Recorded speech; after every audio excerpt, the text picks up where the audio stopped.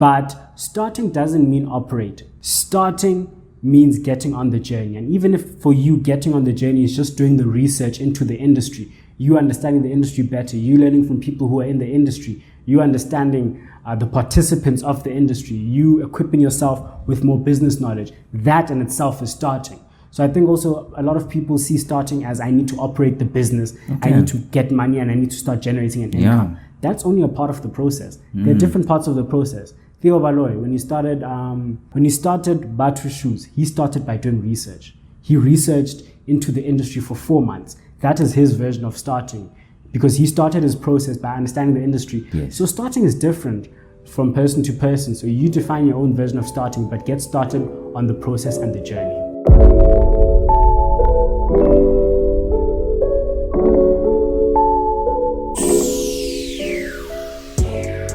What is going on, family? My name is Nteteng Matunyani, presenting the Who is a Man podcast to you, where we will tackle the issues faced and caused by men with the intention of learning from them to not only help men become better men, but to mentor teenage boys and young male adults to become more matured, respectful, respectable, grounded, regal men, and to rediscover our true identity as designed by God Himself.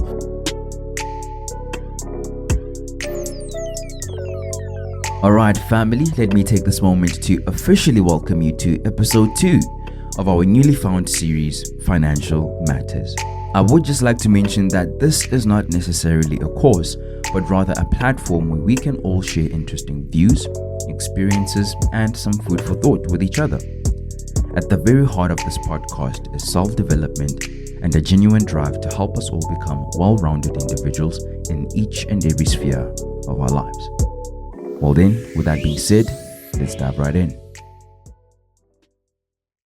The independent, the freedom seeker, the problem solver, the hustler. Now, these are the words that describe the most common types of entrepreneurs that we come across all over the world. Entrepreneurship in its very nature is the process of transforming the status quo by continuously identifying gaps in the market, or rather, identifying pressing problems that are prevalent in our society and then providing an innovative solution to mitigate those problems. In today's episode, we will be diving straight into business, finance, and entrepreneurship. Now, joining me in doing so is an impactful leader of the world, inspiring society forward into a better era. Now, after identifying the need for storage for university students over the holidays, he founded SmartStorage Solutions towards the end of the year 2020. SmartStorage Solutions is now the leading provider of student-centered storage and transportation services within the province of Gauteng. South Africa and Africa's educational systems face great inequality. He looks to correct this by implementing an Education 5.0 model that looks to mold students into lifelong learners and also build value-driven citizens. He fulfills this through the EdTech startup that he founded, LearnSmart Education. My guest also happens to be the host of the Morning Routine podcast that looks to equip university students with the necessary skills and mindset to succeed in university, as well as to empower young entrepreneurs worldwide. Ladies and gentlemen, boys and girls, I present to you my conversation with my honorable guest, Mr. Sifiso Mkhize.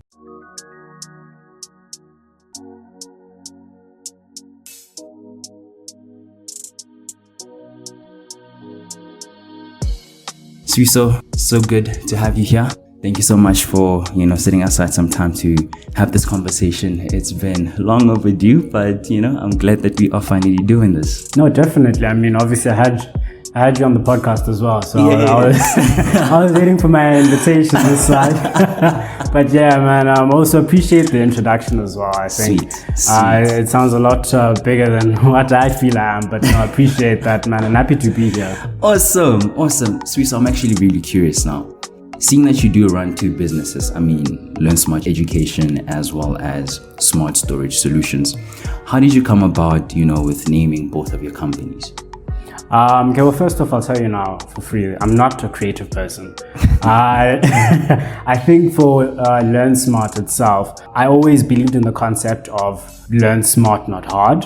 Learn smart, not hard. Yeah. So I always just believed in that. So I think the LearnSmart is just, I don't know, it just popped in. Initially, I wanted it to be just LearnSmart, but when I looked in the CIPC to reserve the business name, LearnSmart was already taken. So then I ended up taking LearnSmart Education, which wasn't taken. And then for SmartStorage, honestly, I think we just came across that in designing the logo. Actually, we started by designing the logo, then we started designing a house. We didn't have a name at the time.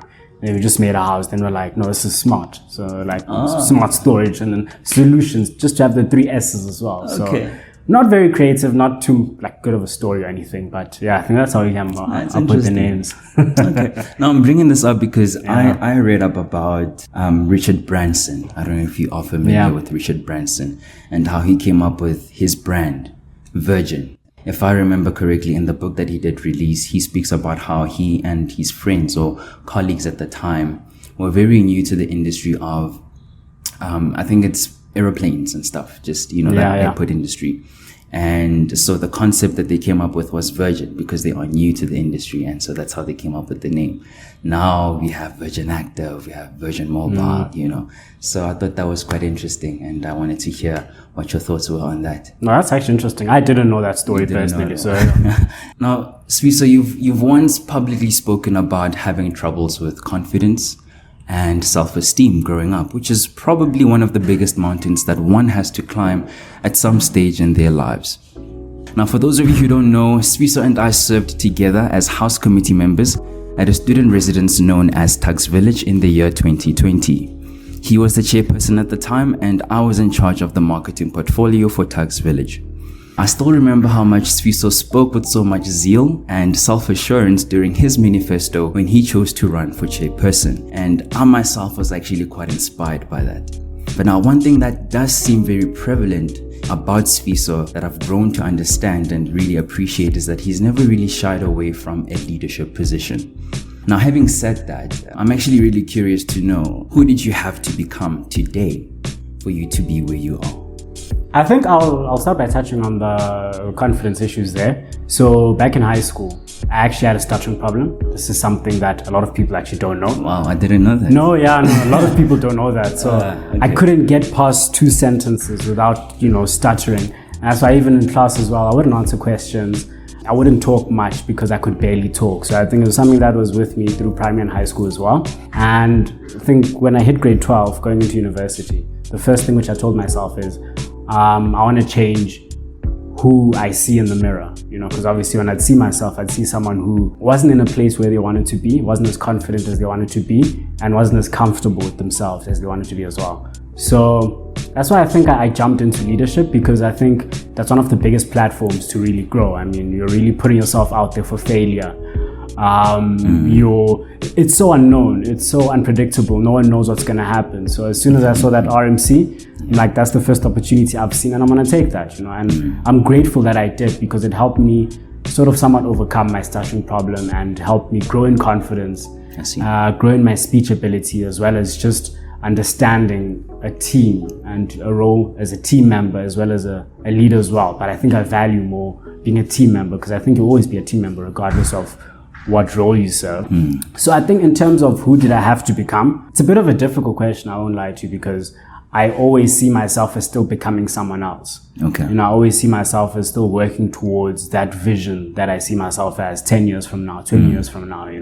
I always think of things, within 10 and 20 year intervals, because it's a long game at the end of the game. I mean, it's an infinite game, as I'm not sure if you know Simon Sinek. Yes. Yeah, I'm a very big fan of his. I've read sort of most of his books, but it's an infinite game, this one. So I always see things in sort of a long-term mindset, and I project who I want to be, what I want to become, and the impact, more importantly, that I want to have on the world, on the world's citizens as well, and more importantly, on South Africa in itself. You look at what people like Vusi Thembekwayo have done. You look at Trevor Noah, you look at who just won the Grammy now, it's Zakes Bantwini. People who are putting South Africa on the map, and for great reasons. And, that even just shows me that anything truly is possible. So I think I'll always be working towards someone. And I think, I'm sorry, this is a very long answer now. Don't worry. But I think, It's got pros and cons,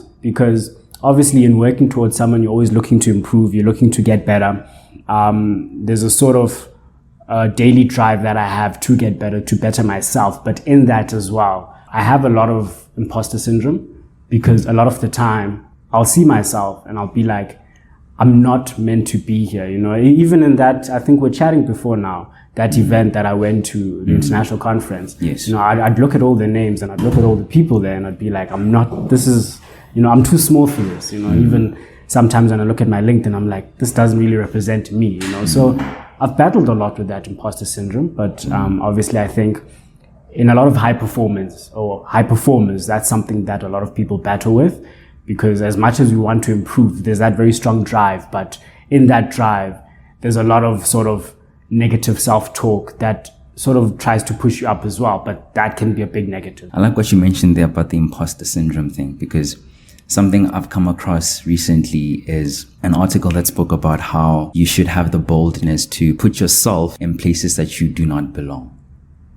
Yeah, I love that. Many times we shy away from that, but you may find that the very things that you shy away from are actually key to helping you improve and potentially leveling you up to being where you want to be, number one, and also being who you want to be.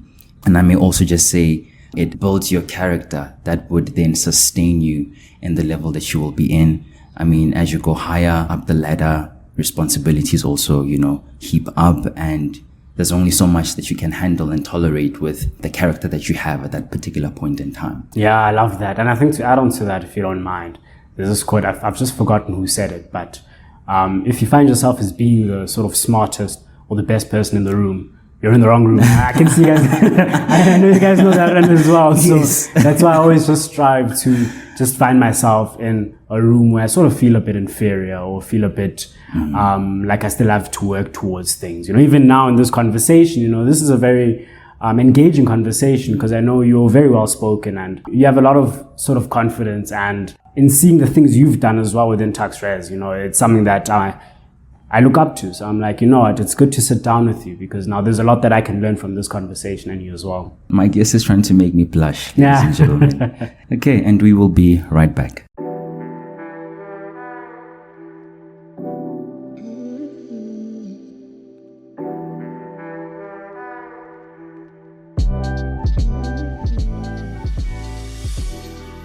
It's interesting. Building a startup is quite tough, and I think maybe you could also just share a bit on that. But especially in Africa, building a business, or rather a startup, is quite tough, in a continent where governments do not always act to benefit smaller local businesses. Now, having said that, seeing that you've, managed to build two quite really good businesses, and I mean, they are still quite young and they are still growing, but I'm just curious to find out from you, what strategy did you have to implement, in building both LearnSmart education and SmartStorage solutions? Okay, cool. I think before I get into that answer, I just want to touch on, you said it was tough. And I really want to touch on that, because I think in you saying that it's tough is an understatement in itself. Because I think building a business and entrepreneurship as a whole is one of the hardest things I think you can do in this world. Obviously, that's a very subjective view, but that's just my feelings on it. Because, obviously, and you said it earlier on, I've put myself in various leadership positions. We've both been to UP. UP is difficult, Yes. Everyone knows how difficult UP is,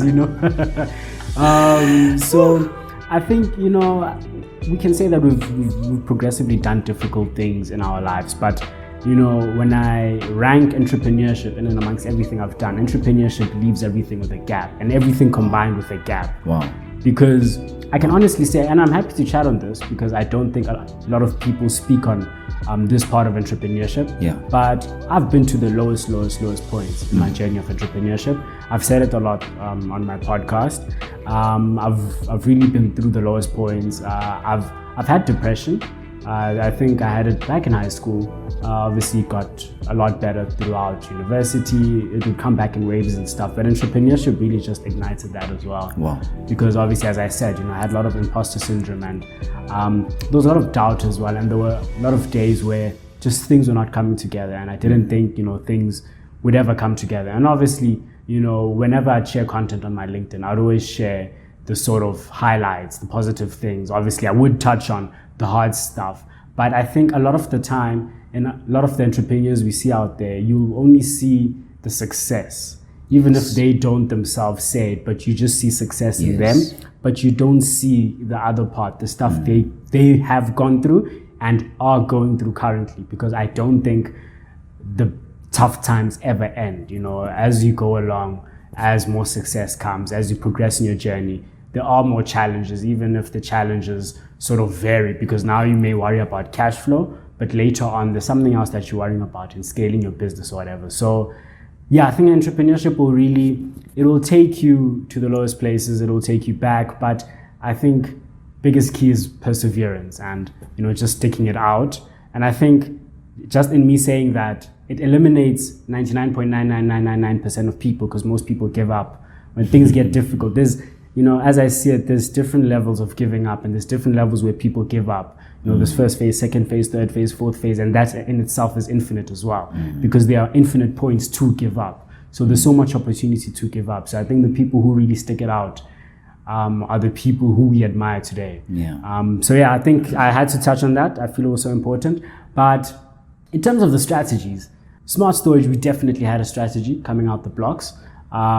We did know that there were some guys who were doing storage, but there was people who were just doing it as a part-time, or people who were just, raising money, perhaps to buy alcohol and party in December and stuff like that. But so like a side hustle. Yeah, like a side hustle. But we wanted to, seriously take it as a business. And I think this is even from our accounting background as well. We wanted to implement what we learned in accounting, the little knowledge we had, the little experience, and just see what happened. But I'll tell you now for free, a lot of the assumptions we had coming into the industry were quickly broken within the first few weeks of us actually starting to do things. There were certain expectations we had, certain things we thought would happen, which just didn't happen. Same thing with LearnSmart as well. So in as much as I can say I had a strategy coming in, it changed and molded so much over time, so much. For LearnSmart especially, it molded so much as we grew, as we became more accustomed to entrepreneurship, to the industry and stuff. So I think, just speaking on that strategy, I think business strategies are more for more mature businesses, sort of a set business strategy of this is what's going to happen. Even I'd say to an extent, business models, obviously you can work to produce some form of a business model, but especially as a startup and especially so early in the journey, I think it's just important to focus on learning. Just focus on learning. Focus on learning. Yes, focus on learning, absorb knowledge, test assumptions out, test things out, see what the market says. Because I think a lot of people end up getting tied down to their business model or to their strategy, and they are no longer flexible to change. They are no longer flexible to the market giving them a wrong response, which is 90% of the time. And I think that's what also demoralizes a lot of people, in them seeing that what I thought would work doesn't work, therefore I'm not worth being in this journey, therefore I can't do it, therefore I need to stop. That I think is the thought process of a lot of people. So that's why I say just remain open. I also wish this is what I did, because I spent a lot of nights doubting myself, but until I actually opened my mind to just letting all my sort of wisdom, I put that in quotation marks because I barely had any wisdom, but letting all my wisdom and knowledge go and just focus on being a student. Being a sort of a UP student in life. And I think that's even the mentality which I carry today. I think this year for me is a year of just learning and growth. That's what I set as my focus for the year in everything I do, whether it's investing. I also trade Forex as well on the side, whether it's investing, looking into equity shares, whether it's business, whether it's even work, any sort of aspect, I just focus on learning. So I think I can honestly say my business model is learning. I like that. So as we were speaking, or at least as you were elaborating on your answer over there, you mentioned a very important word or a key term, which was perseverance. I want to understand, where does that come from for you? I love that question. It's a very complex answer, because perseverance I think is different for different people. So I'll just speak on my experience and of course what I've picked up from what I've learned from other people. But I think first off, one of the most important things, and I know I'm going to reference Simon Sinek a lot, because I think his teachings are something else. But first off, it's passion. It's actually enjoying what you're doing and finding love in the process in itself. I think this is so important because so many people, when they start off in entrepreneurship, and I know I did as well, when they start off in entrepreneurship, they look at the end goal. They look at the Vusi Tembagwayos, the Tom the people who've made it, Steve Jobs, all those big people, and they look at where they are now, or they look at their highest points. Then they're like, I want to be there. Now I'm going to start entrepreneurship to be there. So basically, their main driving force behind being an entrepreneur is to be at the ending point of someone who spent years, 30, 20, 15 decades, years, in the game now. And that's so unrealistic, and you're setting yourself up for failure if you are solely driving towards something for the end goal or for the destination. And I'll tell you now for free, that destination is not set in stone. Just because Mark Zuckerberg started his company at 19, 20, and after 5-10 years his company is now valued at over $1 billion, does not mean that's going to happen for you. Doesn't mean it's going to happen for the next person. A journey is unique to you. You face your own unique challenges, as he did as well. There's a lot of luck involved. There's a lot of things involved. So that's why I think it's so important to just focus solely on the journey and finding love in that journey. I think I've reached a point now where, especially in LearnSmart education, my reward for LearnSmart education is a student messaging me and just being like, thank you so much for the content you've shared, because of your content I've improved in my marks. For me, that in itself is the reward. I don't look for anything tangible, but I look for the love in the journey, the process in getting to where we need to be, because at the end of the day, these are the memories that you create. And there's this other quote I love where they say, the good old days are today. I think that's such an underrated quote, because we're always looking to improve as entrepreneurs. We're always looking to get better, but you don't look at the love within the journey. You don't, some of us, we don't take the time to just stop and just look around, look at the roses, look at the trees, look at the beauty in the world, in figurative terms. So I think, yes, definitely passion, and finding love in the journey. I think if you can do those two, then perseverance comes a lot easier. But perseverance in itself is something else. So I think it has to come from deep within as well, because I have a very deep drive to be successful. And for me, success isn't once again necessarily the destination. It's just progressively becoming a better person. That for me is a big driving force, and that when I wake up, I want to be a better person today than I was yesterday. So yeah, I think that's how I've sort of managed to persevere, and I can't say that I've persevered because I still sort of am here today. Regardless of what's happened, I'm always going to be here, and that's something that I know is intrinsic to myself. If I were to just grab one key thing I got from what you said, I think each and every person listening to this right now has their own take from what Sifiso just shared with us.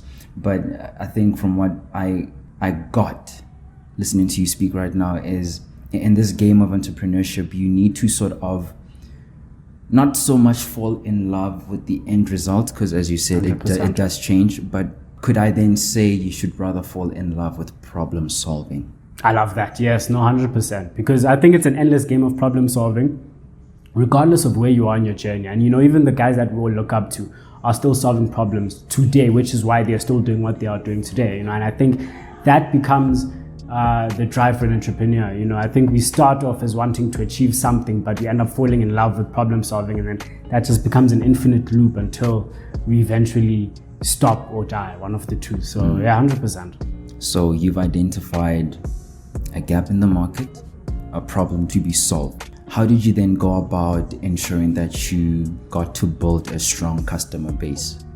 I think first off, starting. Starting. Yeah, that's the first thing that I'll say, because we didn't have any answers to any questions that we had. We just had assumptions.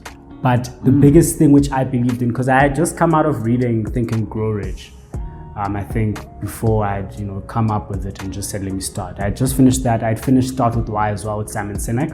And I was like, you know what? Whatever idea I have next, I'm just going to start. And funny enough, a few weeks later, SmartStorage came along, LearnSmart as well. Then I was like, I'm going to start. Like, this is an idea I have that I'm going to start. Because it's easy having an idea. And it's perfect in your mind, because you're like, this is the solution I have to this problem. and there's no way it's not going to work. But as soon as you test the market, as soon as you just go in and see, everything is going to change. First of all, your definition of the problem is going to change. Maybe your problem doesn't even exist, so there's a lot of things. The solution, is it feasible? There's a lot of things that get tested out. So I think the key there was literally just starting. And I think with the customer base, I'm very big on building a very loyal following.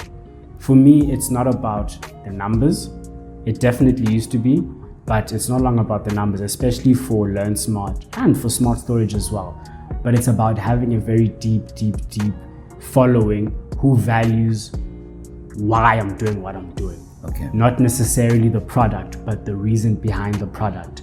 And I don't necessarily outright say, hey guys, this is what's up, this is why I'm doing it, but I will present my content and I'll show up every single day because of that deep drive of the impact that I want to have in the world.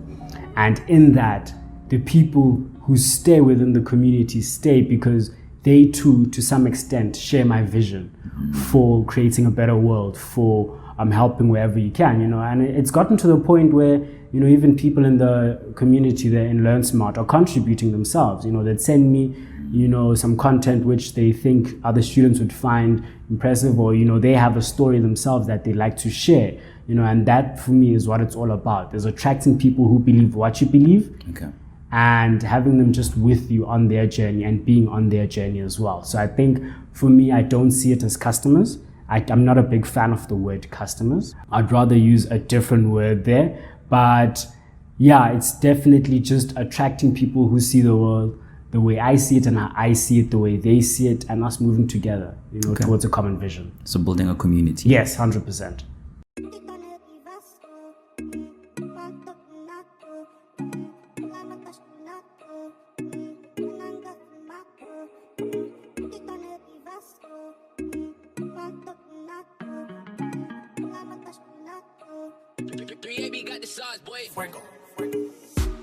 Now, studies have shown that understanding the financial trajectory of your business is one of the most important aspects of being a successful business owner.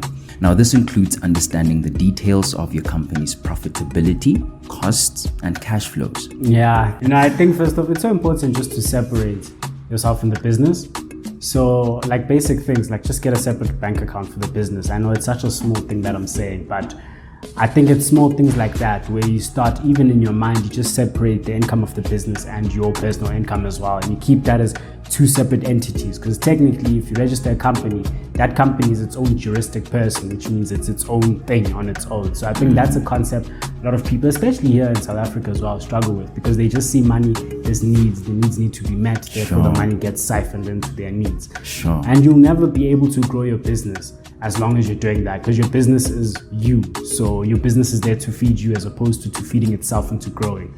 So I think as well, a big part of running a business is understanding your finances. Obviously, coming from an accounting background, something that I have sort of a bit of knowledge on. Sure. I'd say there's no need to necessarily try create projected statements, projected income statements, projected balance sheets, all that stuff. But what's so important is to keep track of your expenses, keep track of your income, and then start understanding for every bit of income you earn, how much expense do you expend. Okay. So it's like sales and cost of sales. Yeah. And then from that, over the years, you can start building an expectation of this is how much I expect to earn in this year based on 5 previous years. But if you don't start, you won't have the 5 previous years because you're not building data. Once again, I think a lot of the IT guys will know, but data is so important in sort of projecting what's going to happen in the future. The more data you have, the better you can predict what's going to happen.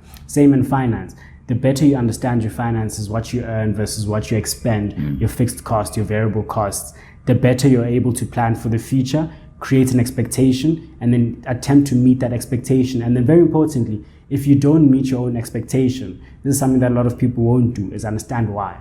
So don't just leave it at that wasn't met, now we move on, let's create another one. Okay. That's pointless. Your whole expectation process was redundant because you didn't learn from what went wrong. So I think understand when things are not going well, when you're not sticking to budget, go back, look at what went wrong, why are your expenses increasing? Is it because prices are increasing at a higher rate? Is it because you're spending more than you needed to? And this is something we learned in SmartStorage especially, because the expenses we thought we would incur are nowhere near what we ended up incurring. For example, petrol costs, we didn't account for how much it actually was.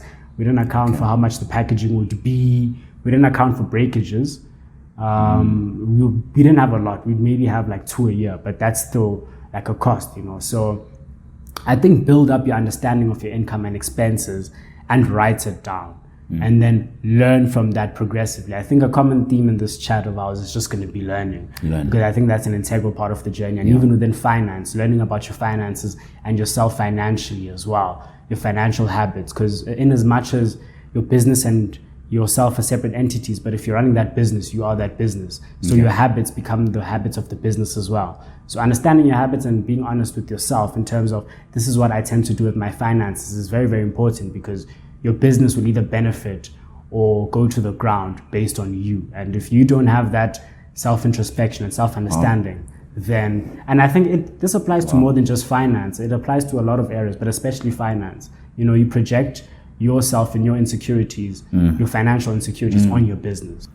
I'm going to take us back to what we spoke about previously, right? And just bear with me, right? You mentioned just starting, like just get started. You have an idea in your mind, get going, test your theory out, see if the market, you know, gives in or not, and then, you know, try and refine, make some adjustments if necessary. But now, a very popular comment that's made is, hey, I can't start because I don't have enough funding. Is funding necessary? There are different forms of excuses. Let me start by saying that. There are different forms, and I see a lot of people, because at the end of the day, you know, I think subliminally, you've decided what you're going to do before you do it. That's what ends up happening. That's, from my perspective, that's what ends up happening. So in a business, in an idea that you have, you'll have the idea, then you'll start rationalizing your response to the idea before you respond, because subliminally, you know what you want to do. So let's say you want to start a business, then you start saying, Ish, but there's no money, I don't have this, I don't have that, therefore I can't. That conclusion was already decided by you. Then you found ways to rationalize why you shouldn't do it. So like confirmation bias. Yeah, it's confirmation bias, 100%. And I think another big area and a big problem is fearing failure. I think a lot of people don't start because they fear that they're inadequate, or they don't have enough experience, or they don't have enough resources to succeed.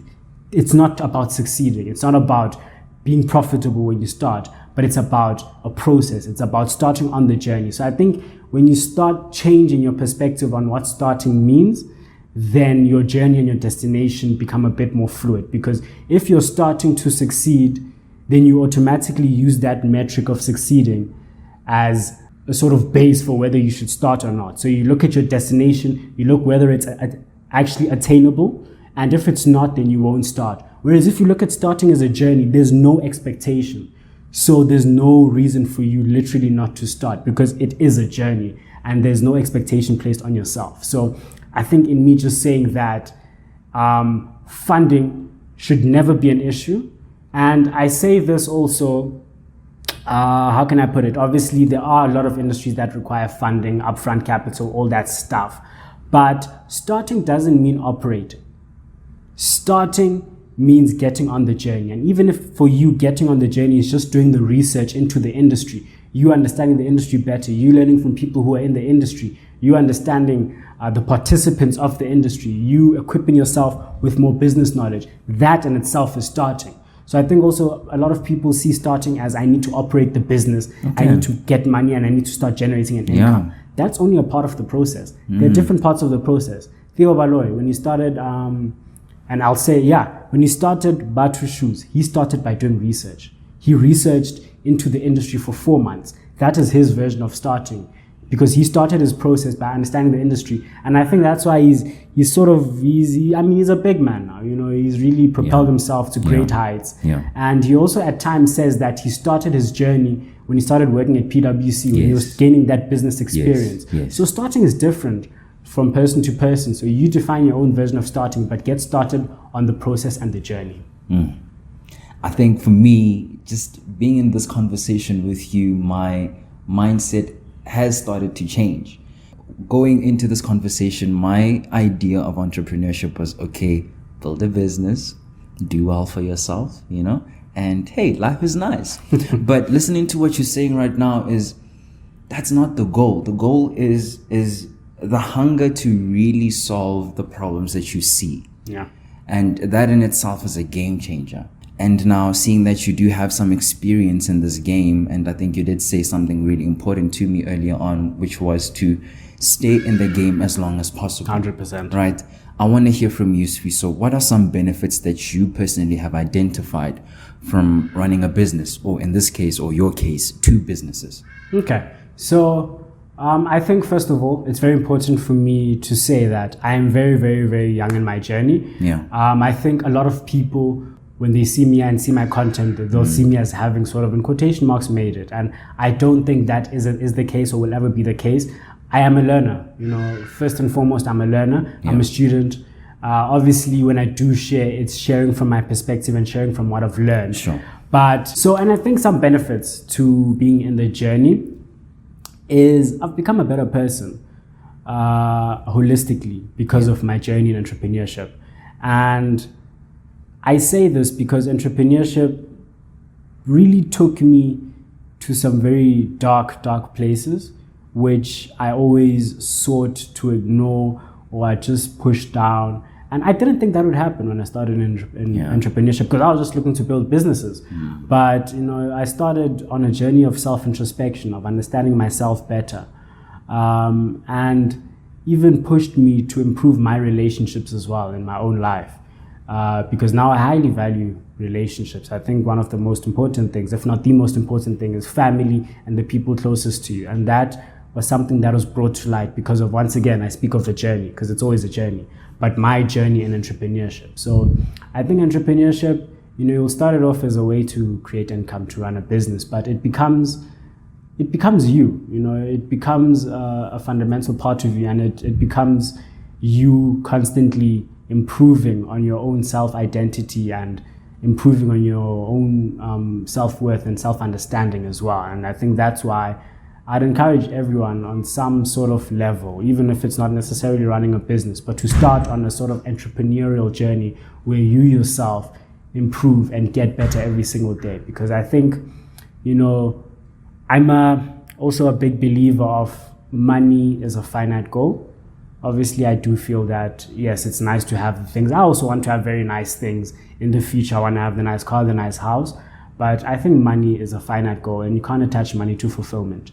Yeah. I think fulfillment is a lot deeper than just having valuable products or money or tangible things. I think fulfillment comes from within. It comes from you being happy with who you are inside. And I think entrepreneurship has helped me become a happier person inside. Obviously, I'm not even anywhere near being where I want to be still, but I'm a lot happier with who I am and with my prospects at showing up every single day and doing something that I feel is meaningful. So I think that's what entrepreneurship has done for me. So please talk to that one young guy or one young lady listening to this, and he or she finds themselves in a situation where literally their own environment is quote unquote depressing, right? There's no life. All they have to themselves is this idea of doing something with their life, building something solid and tangible, and creating, a really solid life and future for themselves. But currently where they find themselves, it's like there's no hope. Even seeing a star would be a miracle. What advice would you give to such a person? Yeah, I get that. And, I think everyone's challenges are unique. My challenges are unique to me. My journey thus is unique to me. But I think the best place to start, and first of all, it's important that you don't need to have all the answers.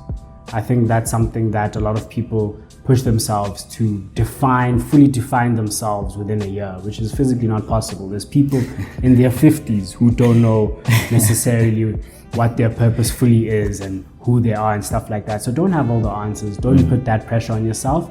But I think the best place to start is learning. Once again, I think that's the theme here. But where I can say I started on my journey is through reading books. Okay. That's where I started elevating my mind. That's where I started elevating and understanding what I saw as being possible.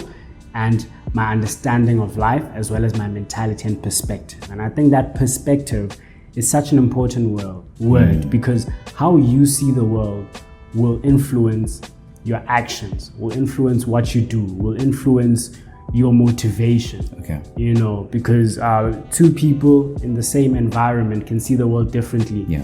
And one person will end up going to do big things while the other person stays in the same environment. So I think that's so important, that perspective, and also just having a growth mindset, which I'm sure you're already familiar with it, but just having that mindset of allowing your perspectives and your understanding of the world to be consistently and constantly challenged, and being open to seeing things in a different light and to progressively being a better person. You know, not holding on to any fixed thoughts or assumptions or fixed ideas of the world, but just remaining malleable, remaining teachable.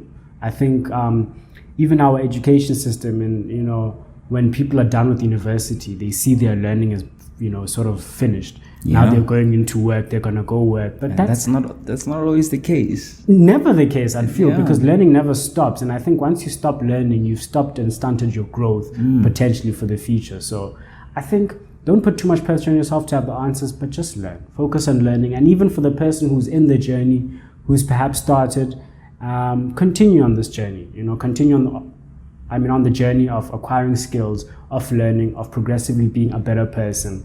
And I think when you focus on, you know, this is a very nice quote. I heard it first from Vusita Maguire. I don't know where he took it. I'm not sure if it's his idea entirely, but if it is, then I credit this to him. But he said, you cannot control the output. You can't control what your business produces, the results you get. You cannot control any of that.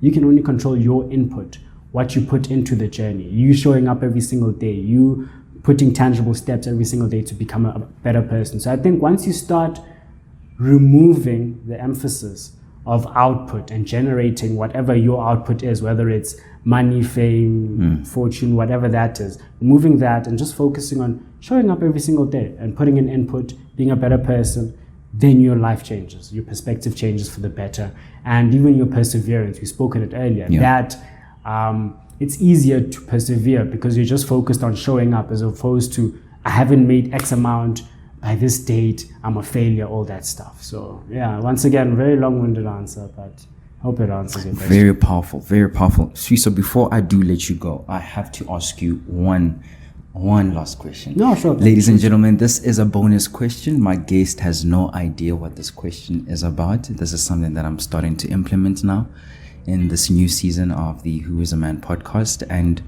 Sifiso, before I do let you go, I want to hear from you. How has your journey shaped your belief on who a man is? You know, when I hear that question, the first thing that pops to mind is high value man. So this is something which I strive for in myself, but it's being a man of high value. And I think that is multidimensional because there are different aspects of being a high value man.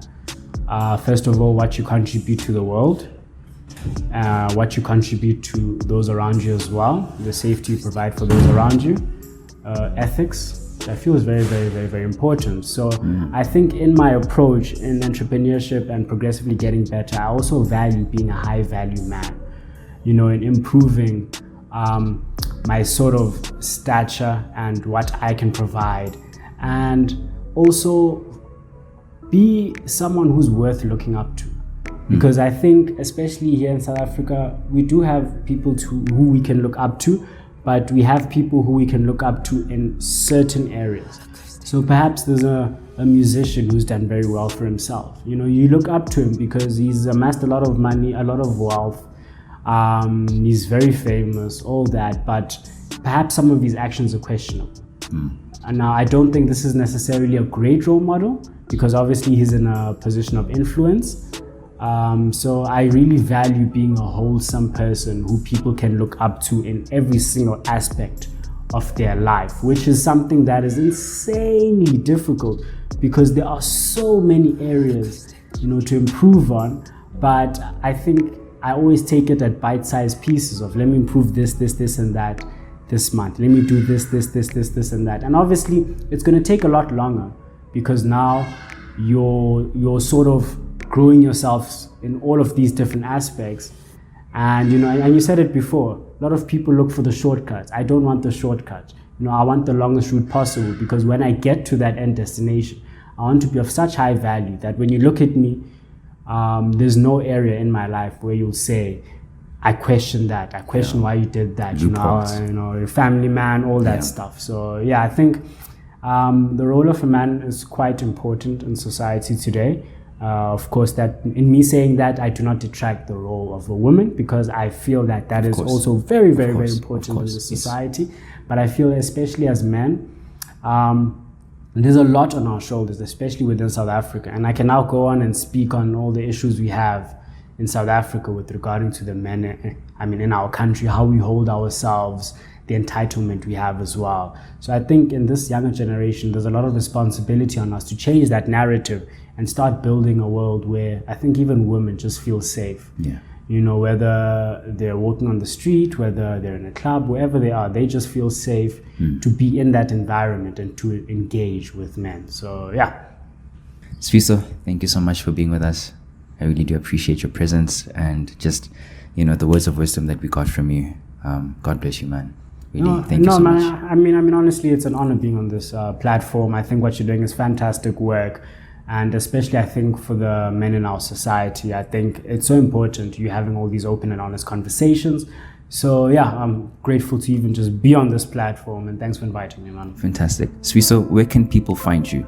I'll give my LinkedIn. Okay. I think that's where I'm most active. So you can just find me on LinkedIn, Sifiso Thabani Mkhize. Just search me.